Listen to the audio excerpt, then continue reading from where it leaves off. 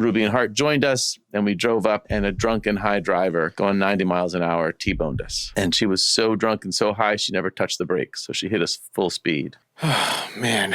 And Ruby and Hart in the backseat were killed. When you know someone's going to die or something as shocking as that event, your body just goes into complete shock. So over the next coming days, weeks, months, what is that between you and your wife? Because your whole life is just shifted upside down. Really shattered, I'd say. Our lives shattered. Man. What's happening? And I think we kept saying to each other, like, is this real? They're gone. How? The first lessons I learned about grieving, the power of sharing, power of talking, and of leaning in, of not being afraid of the pain. I know the word memoir, but what is that? What is the biggest difference to that? That's just like, it's like journaling, or is like, how would you describe it? Yeah, I don't know yet because I just started. But I think it's, the book that I wrote is really more like self-help. Okay. So it's literally there as a very practical, hopefully compendium of tools to help people who are grieving. Mm-hmm. Whereas this book is going to be more just my thoughts about fatherhood. Okay, so more on the fatherhood approach, or are you relating it to being a father that's lost a child? Yeah, absolutely. Specifically, okay. Because it's so we're fostering to adopt two teenagers. Oh, amazing. And so it is, I find it to be kind of insane emotionally what's happening, because I'm grieving while fathering at the same time. So I've got kids who are in Ruby and Hart's rooms, but they're not Ruby and Hart. They're these other kids, so I can't say their names because we're still foster parents. Mm-hmm. But we're moving towards adoption, hopefully. Hopefully the courts will let us. It's such an extreme experience. That's very few people lose teenagers and then foster adopt other teens, because it's really rough. I'm sure. How long has it been? Just to clarify, so Ruby and Hart, your daughter and son. Yeah. How long ago did they die? They died. They were killed in June of 2019. Okay. So almost 5 years. Almost 5 years. Do you mind sharing what exactly happened? Yeah. So we were driving to Joshua Tree, which I don't know if you know or not, but it's this beautiful place, the high desert, right? I love it there. Yeah. And we love it there too. As a family, we went there all the time. Like at least once a year, I think we went to Joshua Tree, and all of us loved it. And Ruby was 17 and Hart was 14. And we were actually driving up there because we had just made an offer on a vacation home there. This sweet little house, like in the side of a hill, with amazing views. And we were driving up. It was kind of tragically this spur of the moment decision. I was going up. It was going to be just me. I was going to drive it by myself to go because I wanted to put a pool in, and I wanted to talk to the pool guy if that would be possible or not. I didn't know how it would work. And then my wife said, let's make it a romantic getaway, just the two of us. And that's great. I got a babysitter all lined up. And then Ruby found out. And she's like, whoa, you can't go there without us. And I chose where the pool was going to go. So you got to take me. So then Ruby and Hart joined us, and we drove up, and a drunken high driver going 90 miles an hour T-boned us. And she was so drunk and so high, she never touched the brakes. So she hit us full speed. And Ruby and Hart in the backseat were killed. Oh, man. Was it instant? Yes. I'd like to think it's instant in the sense that they never regained consciousness. They never breathed again. So they were killed on contact. Yeah, that's what I meant. Probably I phrased that wrong. I meant, was there any prolonged time period after where you were hoping of their survival or anything like that? Or? Well, there was. We were hoping only because EMT came and they whisked them off to the hospital. So it took a while before we were officially told that they were dead. But we kind of knew it, but we didn't know it. We were knocked unconscious in the crash, so we came to discover Ruby and Hart motionless in the back seat, and the drunk driver's car was on fire, and it was an intense scene. And so I think in our hearts we knew they were gone, but then it was strange because there were EMT working on them and then whisking them off to the hospital. But oh, man, do you remember? Do you remember the short? Let's say like that moment it happened, the afterwards that you just explained into that first day. What was going through your mind with such a traumatic event like that, where you're seeing your children in such a state? I think it was a lot of disbelief. and then just horror. I'm living in a nightmare. So it felt like I was in a nightmare, and it was very hard to live, like just to be. It was difficult. I don't know how to explain that, but it was not like we were contemplating suicide, but it was very hard to just be in that reality, and to try to understand and accept that this is real, this is really happening, and then how would we live without them? How is that going to be possible? What are those first steps? I mean, not to say there's a playbook by it, but what were your first steps, the days coming, the weeks after, the months after? Like, what was that process? Let's say the day one without your kids. Right. What is that process? We stumbled in the front door, and I think it was early in the morning. The crash was like at 10 o'clock, and then Gail and I had injuries. Gail had broken ribs, a cracked sternum. I had cracked ribs, a lacerated kidney, and there were some issues with us, but they released us from the hospital. They didn't want to, but they released us so we could go and say goodbye to Hart. Hart was on life support at another hospital. So we were told that Ruby had died and that Hart was being kept alive, and we had to go now. So no one told us he's going to die. They just said, you have to go now. And so we were sort of left thinking, okay, is he still alive? That's strange because I didn't see him breathing, but okay. It was strange how they sort of doled out that information. So we get to the hospital, and then they don't tell us there at the check-in. They just turn ashen. Like, oh, go to the third floor. And we go to whatever, the third floor, and we're told to go into this, the counseling room or whatever that is. And there's a social worker there. And the social worker comes and doesn't tell us that Hart's dying. In fact, the social worker starts talking about the Ronald McDonald House and how you can stay there for free for up to 5 weeks. And we're really confused. We're like, is he alive? What's happening? And then the doctor came in, and the doctor was amazing.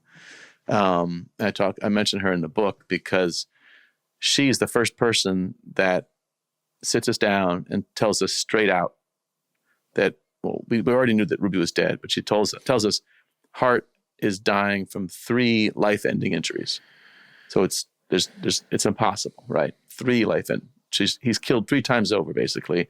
And then she says, tell me about Ruby and Hart, which I thought was just this amazing gesture because everyone's avoiding us. Everyone's backing away. They don't want to talk about it with us. You can see them looking away.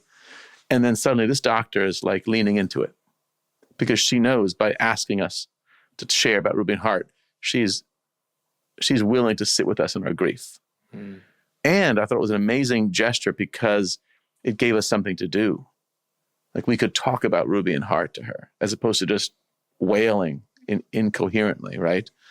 So that was one of the first lessons I learned about grieving, the power of sharing, power of talking, and of leaning in, of not being afraid of the pain. For exclusive access to bonus content, new episodes, and more, check out our Patreon account for only $5 a month. Link is in the description. Even right off the bat, it literally just happened. And even that occurrence seemed to have made a difference, let alone the long-term effects, I guess, of processing it that way. Yeah. I find that, I don't know. When you tell me that story, you're just putting me in a place, I could see how it would be almost like an outer body experience, not understanding that this is reality. Because something like that happens so quick, you know what I mean? It goes back to that same discussion of when you know someone's going to die or something as shocking as that event, your body just goes into complete shock. It's like a grief cold plunge where it's like, how do you it's almost too much to process at once. So the next coming days, weeks, months, what is that between you and your wife? Because your whole life is just shifted upside down. Yeah. Really shattered, I'd say. Our lives shattered. Man. And the fact that we were also injured sort of on the surface added to the confusion. We were knocked unconscious. So there's that extra element of what's happening.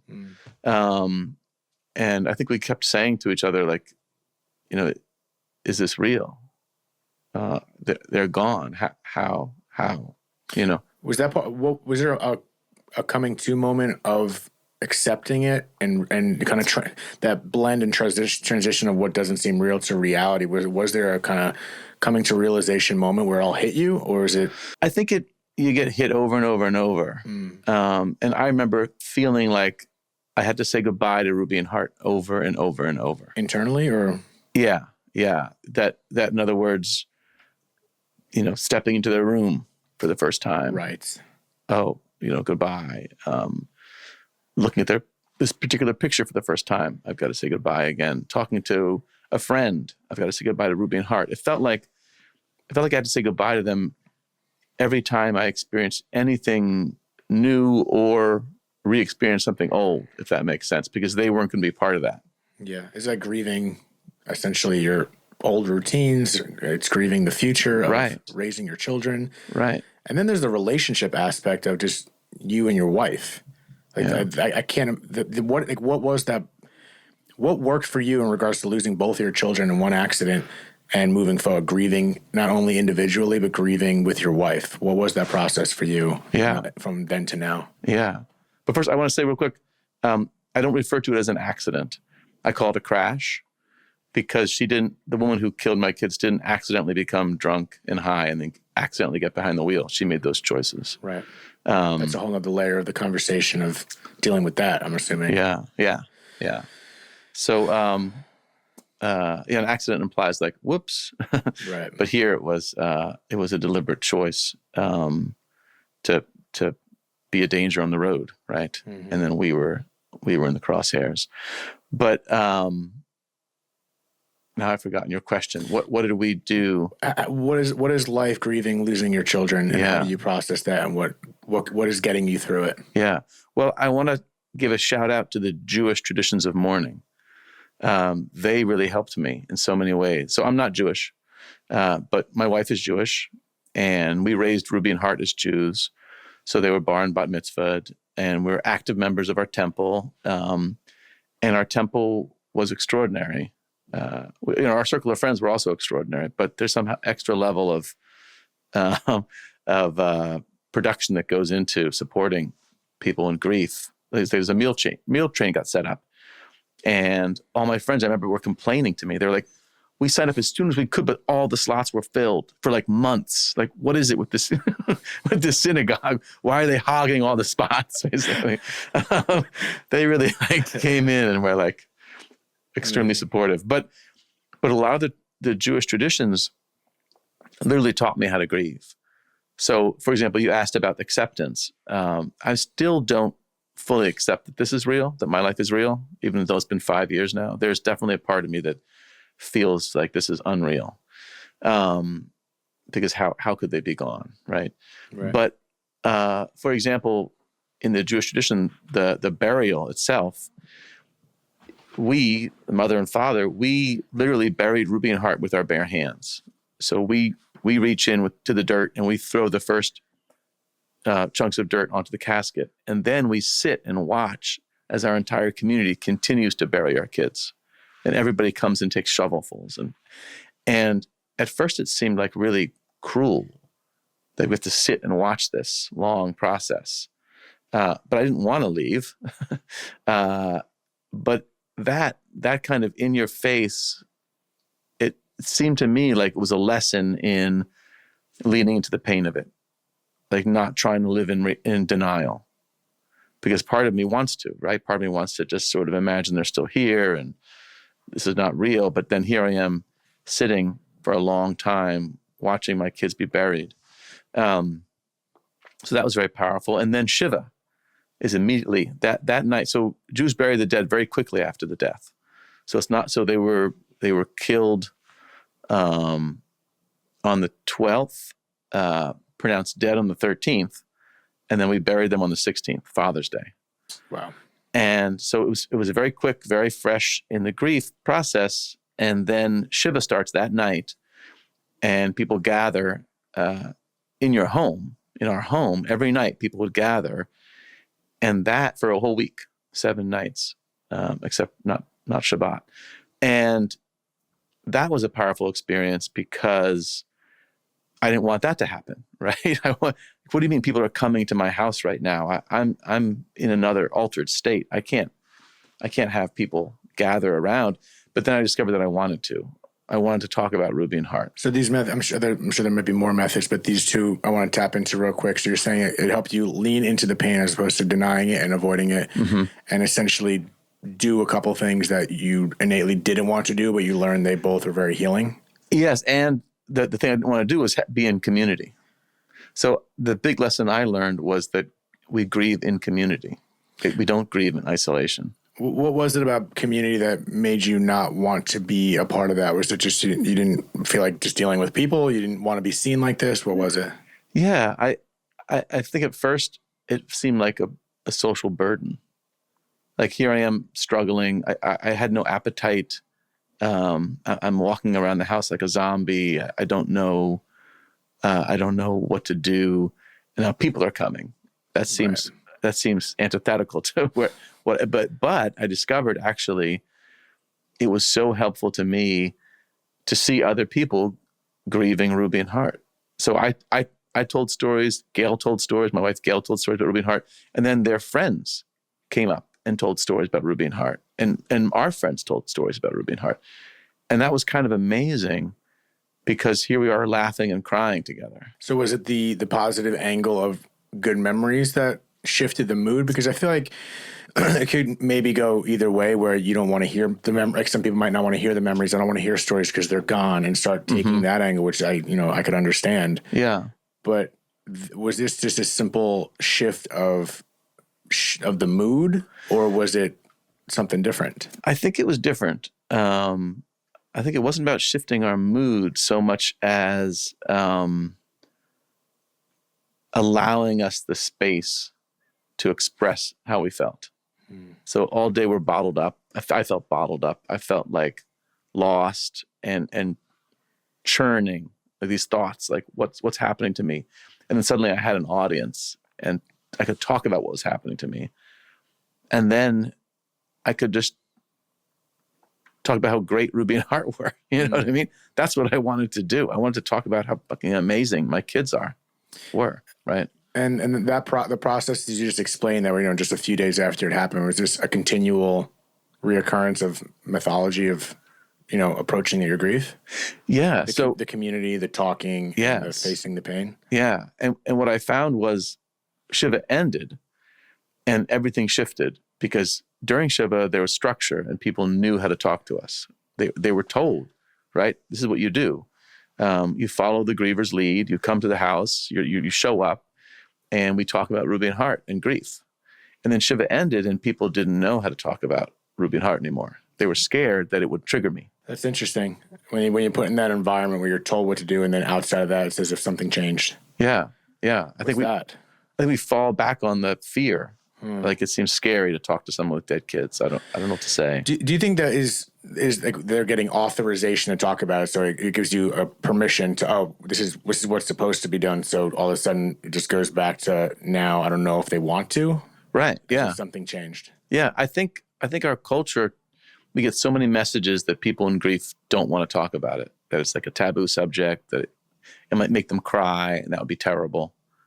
And I discovered, like, well, I'm going to cry anyway. Yeah, might as well let's do this shit together. Right. But at the same time, it's like you even said yourself, initially you didn't want to talk to people about it. So with the instincts of other people to not want to bring it up because of XYZ was essentially correct in your sense until you were put in a situation where, it's more orderly and organized, and this is what you're supposed to do. Yeah. So did you revert back to not wanting to talk about it, or you were like, no, I need this shit? Yeah, that was a very early wake-up call for me of like, oh, I'm not going to avoid the pain. I don't want to do that. Like I thought I did, right? I thought I want to avoid the pain, but no, I want to feel the feelings, because I want to think about Ruby and Hart. Because the alternative is I have to shut them out of my mind, right? I have to compartmentalize that and like not think about them, because if I think about them, it's going to cause me some pain, even if it's joyful memories. What about your wife? Because if that's when you lose children, there's that dynamic of, you're going through it with your partner and you have to be selfish and look after yourself. But in this case, it's two of you grieving. So what is that dynamic of being in a relationship with someone where, your wife or your husband and vice versa, and coordinating dual grief and then your relationship? So what was it like for you and your wife? I think we were grieving remarkably similarly. We were on very parallel tracks, certainly in the beginning. I remember taking walks with her, and we were just like literally having the same thoughts, the same memories, the same disbelief, whatever it is. So that was kind of amazing. And we both wanted to talk about Ruby and Hart in our grief. I think that's really was helpful in an amazing way. I think when one person in a couple doesn't want to talk about it, that's when I think it's really difficult, because I don't know what I would have done if Gail didn't want to talk about Ruby and Hart, because I needed to desperately. I still do. I still talk about them all the time, and so does she. And so I'm so grateful that we're both on that track. And sometimes we would be in different places, right? Sometimes one of us would feel a lot of despondency, right? And the other one would be more ready to engage. And that seemed okay, actually, because we could look at the other person and be like, oh, okay, I'm going to claw my way out of this despondency. It's going to pass, and I'll be in a different place in my grief. So that was complimentary in a good way. In regards to when you had when you weren't exactly on the same page, which is understandable as well, even though you just tapped into it, what do you do when if you're, hypothetically, if someone that's listening right now might have lost a child, and it causes friction in the relationship because maybe they're just on two opposite sides of the spectrum in their grief and the way they're handling, which therefore affects the relationship and understanding each other. What can you do, in your opinion, when you do hit those moments for people that maybe on a grander scale are constantly just grieving differently, not on the same page? Someone wants to talk, someone doesn't want to talk. What is that process, in your opinion, to a relationship that is kind of clashing in their grief process and causing friction in the relationship? Well, I have a kind of radical take on it all. A kind of Leave each other. take on it all. No, the opposite, which is that I think that we all grieve the same ultimately. I think we get told over and over again, everyone grieves in their own way. You do you, whatever you do is right, and that's what grief is. And when I read that in all these grief books, it kind of it pissed me off, because I was like, I don't need permission to grieve however I want to grieve. I need some advice. I need some guidance here, because I'm lost. So telling me whatever I'm doing is great is not helping, right? It's like, what's supposed to happen here? And I've come to believe that actually we all grieve the same.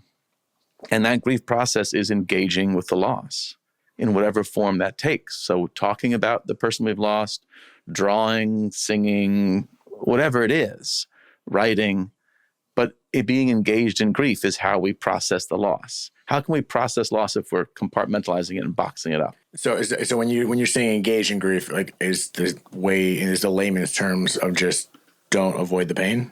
Yeah, and let yourself talk about it. So for your example of a couple that one is not talking and one is talking, and there's incredible friction there, my advice is let's get the person who's not talking to talk about it, because that's how we grieve. We all avoid grief. I avoid my grief all the time. We have to. We can't be like sitting nonstop in agony and grief. We have to be in this life as well, right?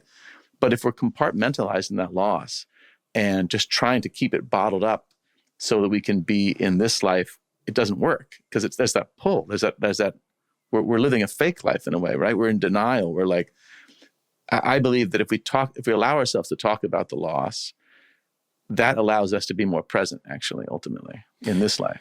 Does the conversation evolve? Like at some point, what do you, obviously you talk about memories, this or that, or is it just strictly talking about how you feel today? Like how does that conversation change? Or is there redundancy in the conversations and talking about it? You know what I mean? It's like, I think about my father. It's like, what the hell am I going to talk about? Like where does that conversation go? Like, I'm actually curious about the specifics of what you do when you talk about it, if there are even steps. I don't know if there's steps, but I think it does evolve. I think it changes.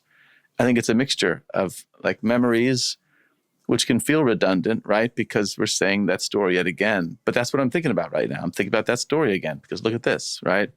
here we are at the beach again. So of course I'm thinking about the time I was with Ruby and Hart, this beach, swimming here, whatever it is, right?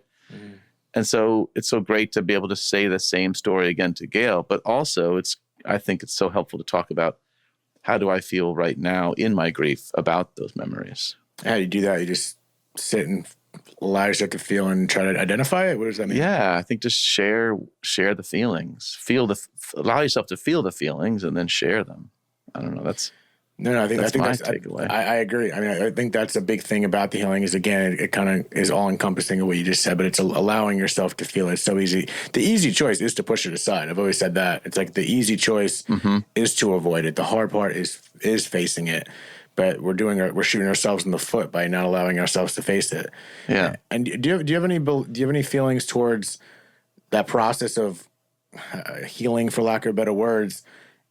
Does that ever feel like a guilt trip of, because I'm going through this and I'm healing from it, and now I'm like, I have to forget my kids now. Like, obviously, it will never happen. Right. But does that make sense? Yeah, of course. Healing is like a guilt. If I heal, then how am I as a father not going to feel pain about my kids and that whole guilt shit? I think that's a constant.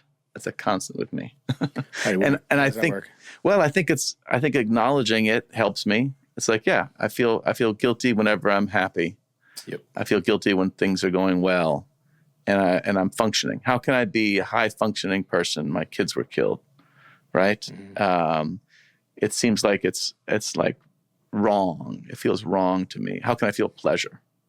And because I spent so much time thinking about this, I have a lot of rationalizations that help me. It's like, Ruby and Hart love me. they want the best for me. I'm not really honoring them if I'm lying curled up in a ball in my bed. I'm much more honoring them if I'm out in the world talking to somebody about them, right? Amen.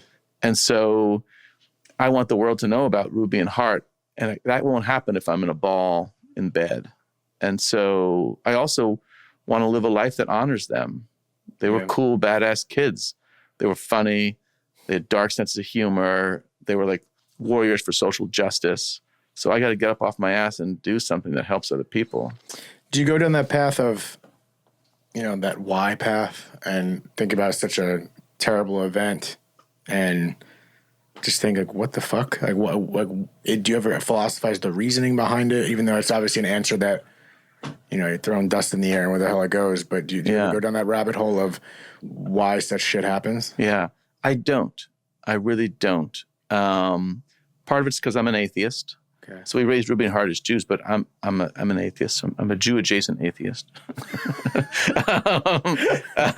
as they say. But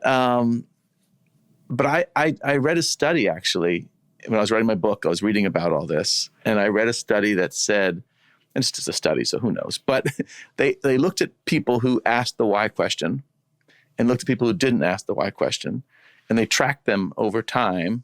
I'm going to get the statistics wrong, but basically the people that asked why so much, they had a harder time of it. They had a harder time because sometimes they would find, an answer, I guess, a little bit, but wasn't satisfactory.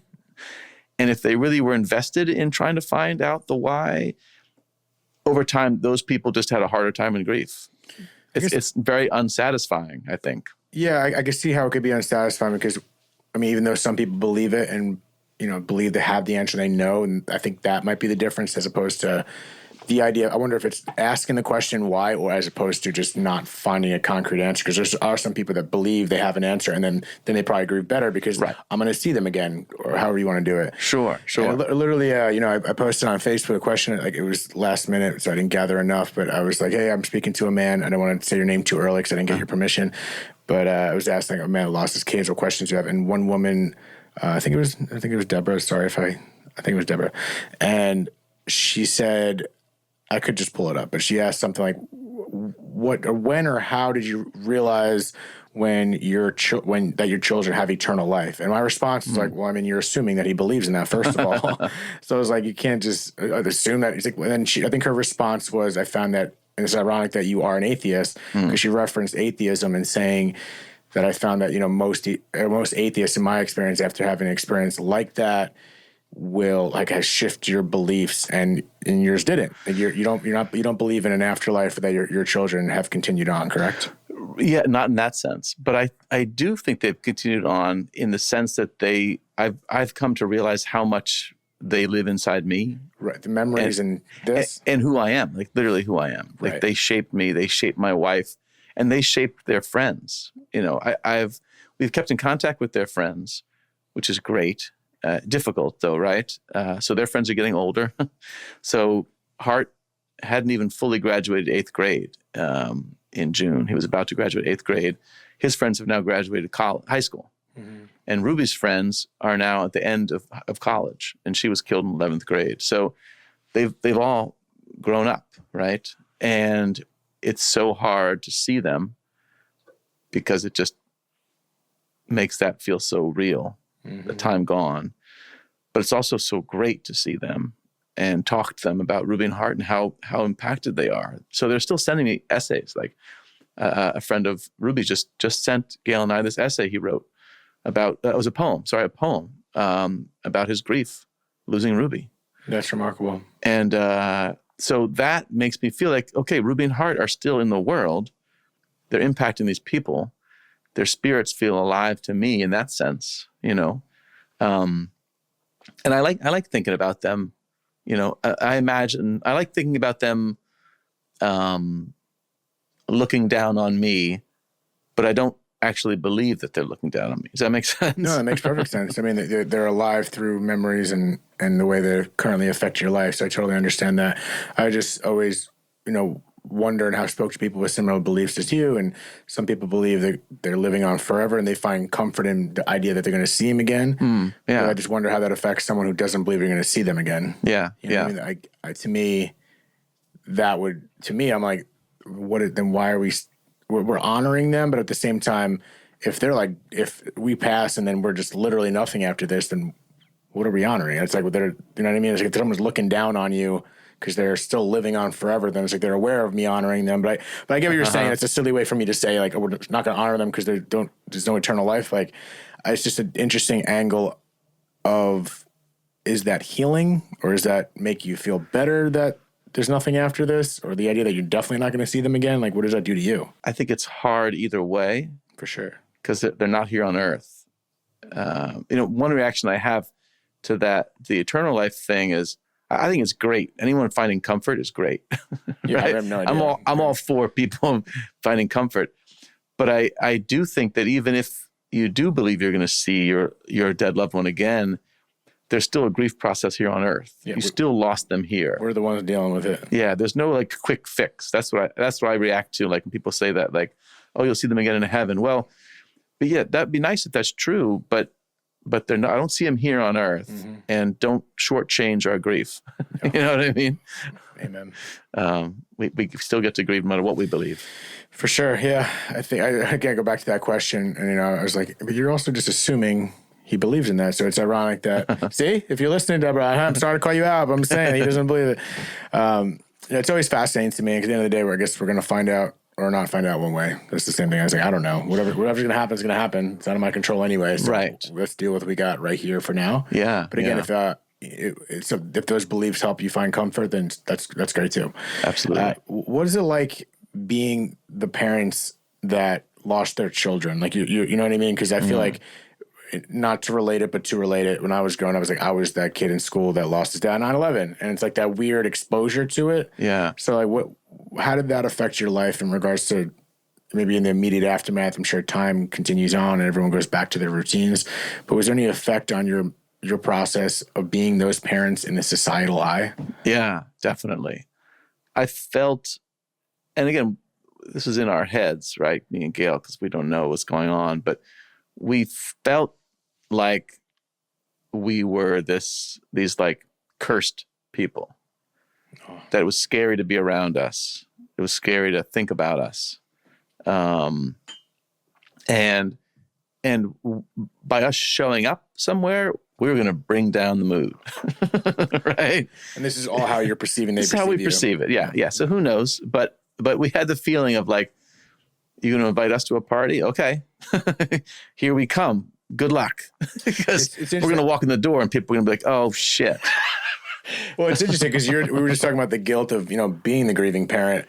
And feel guilty about you being happy. Other people might feel the same way. It's like, oh, are we supposed to have a good time around them right now? Because they're probably they're probably grieving and this or that. So I need permission to feel okay as well. Yeah. So there's that ripple effect outside of just being the griever. Yeah. Yeah. And I think from my experience that actually all of that can dissipate if we engage in it. Yeah. I agree. So for example, the most recent case I think was when Hart's friends graduated from high school. So this was his, 4 months ago, 5 months ago? No, 6 months ago, whatever. Some time ago, their elementary school had a party. That's their tradition. So the elementary school invites back the high schoolers who are graduating to come back to elementary school and be like, oh, remember elementary school? And now you're growing up and now you're graduating. We're going to send you off. Isn't this amazing?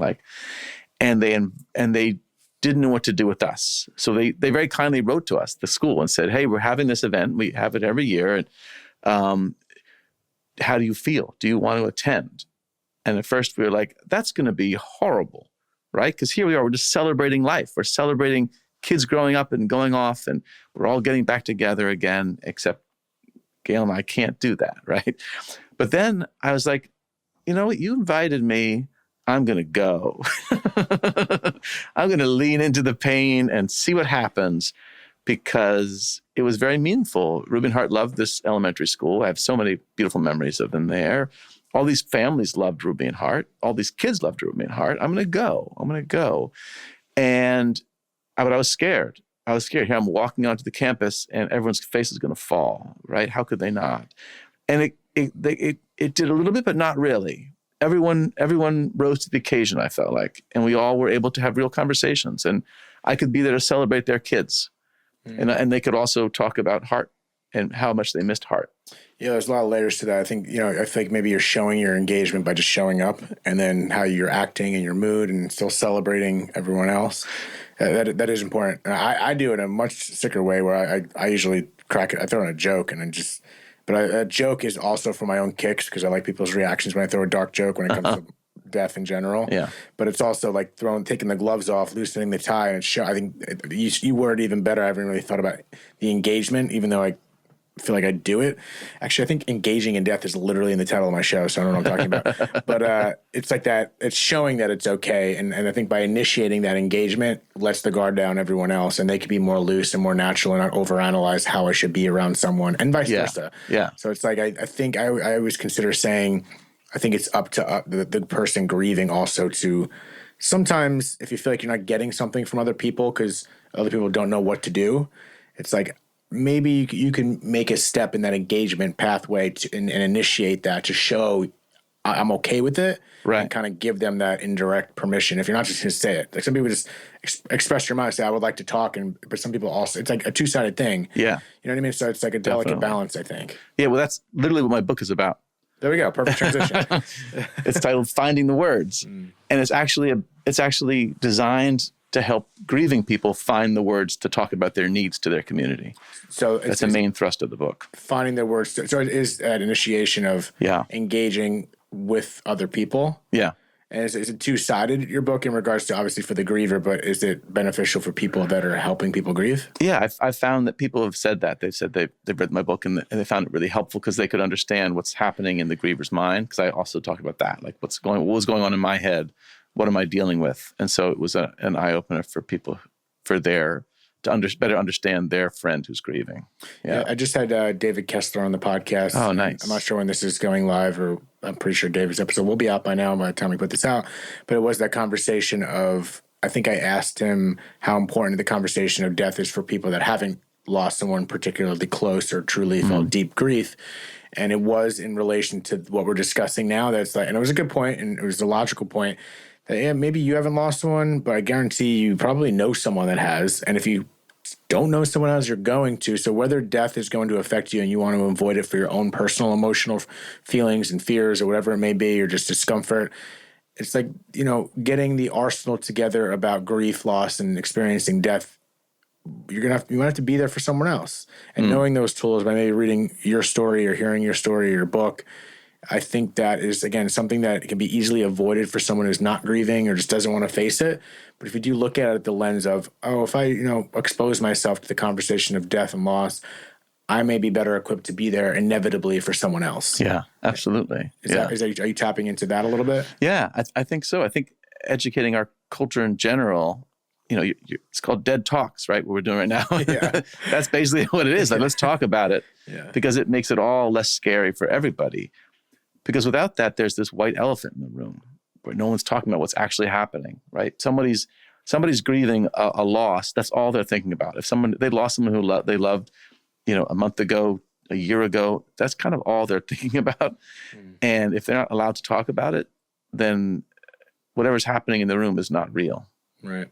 And how are you today? 5 years, almost 5 years. Almost 5 years. I go up and down. I have a lot of hard times where I'm just like overwhelmed with the grief and the pain, but I don't mind the pain. It's kind of like a companion. It's like Ruby and Hart accompanying me. There's a aching, if that makes any sense. No, I get that. It's like, if I cry on a day, I usually feel good. I'm like, yeah, I'm in touch. I'm opening my heart to all the feelings, and that feels healthy. And I like thinking about Ruby and Hart. Does that go back to the question of guilt in regards to you attaching your aches and pains to your children, which obviously it is, but maybe, unless I'm misunderstanding, is it associating that pain with them maybe put you in a place of not wanting to let go of that pain? Kind of what we said earlier. That's a great question. And I do talk about it in my book because I did wrestle with it. Did I write your book? What's going on here? Just teasing. No, but because you've gone through it, right? That's why we have a shared knowledge of in my way as you've got in your way. It's like I brought that up again with David. It was it's when you share your story, it's like I can only understand it through my lens and through my experience of grief. And there is that foundation of, the camaraderie. I think that's why the grief community, or any community of trauma, like a specific traumatic event or whatever the heck we've gone through, even if you're just a Jets fan, like there's a community, that camaraderie of understanding the pain of being a Jet fan.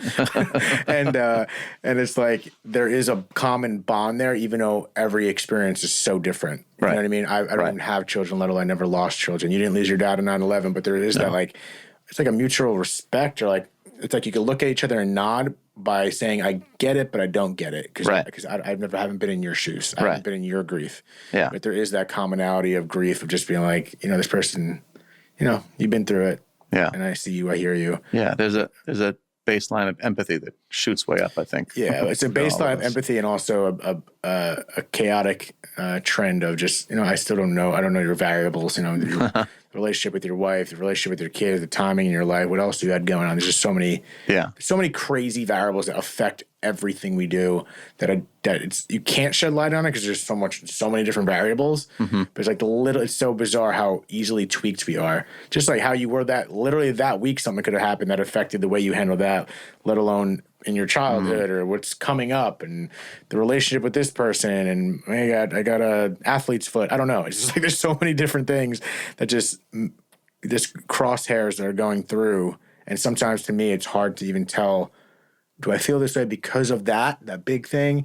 Or is it also underlying with this and that? So I think it is important to examine, but not over-examine. I keep referring to the last episode. There's so many goodies in there, but like that you can examine. I think it's important to examine your life and examine how we feel this or that, but it's also a line of over-examination where it's like, okay, it's like finding that sweet spot. I think it's important to be introspective, but also maybe not go too far because you're going to drive yourself off a wall. Right. Well, to that point, to your question about the pain, there was a time early on in my grief where I did almost lean too far into the pain. I sort of associated, I became guilty if I wasn't in pain. I should think what you're talking about, that idea that like I'm only honoring them if I'm feeling agony, right? Yeah. And then I had further realizations and like, oh, that's not actually. I want to open myself to the pain so that I don't have to stay in the pain, so I can let it go in a way. so I can access more joy and have a better time, if that makes any sense. No, that makes sense. I mean, this might be a weird way to compare it because it says nothing to do with biological loss. But when I think about like my last relationship, my ex, like there's still, I've gotten rid of a lot of things, but there's still a couple things, physical things. This might be a silly notion, but like physical things, whether it's one photo or a photo frame or two, that I just haven't fully got rid of. And when I see it, I feel a pain. And I also don't want to get rid of it because of the pain, even though I want to get over the pain. But I want to keep that reminder of the pain. And the pain is just tied to, my last relationship. I don't want to let that go because I'm like, even though it hurts, then it's like real. I feel like by getting rid of this physical item, it's truly gone. And maybe you're not talking about like a physical item, but that pain that we hold on to is a reminder of something even like great that we had. Yeah. And then by getting rid of that pain, it's like truly gone. And then when it's truly gone, that's freeing and you're getting rid of the pain, but then there's that more pain. Like, what the fuck is going on? It's a cluster shit. Yeah. I don't even know. I think I just got like an R.L. Stein novel out of my mouth right there. I don't know what the heck I just said. But yeah, it's confusing. And I think, I know it's amazing what you're doing. And I think, again, I thank you for being willing to talk about it. I'm sure there's thousands and thousands and thousands of fathers that have lost children and mothers Sadly, that don't know what to do.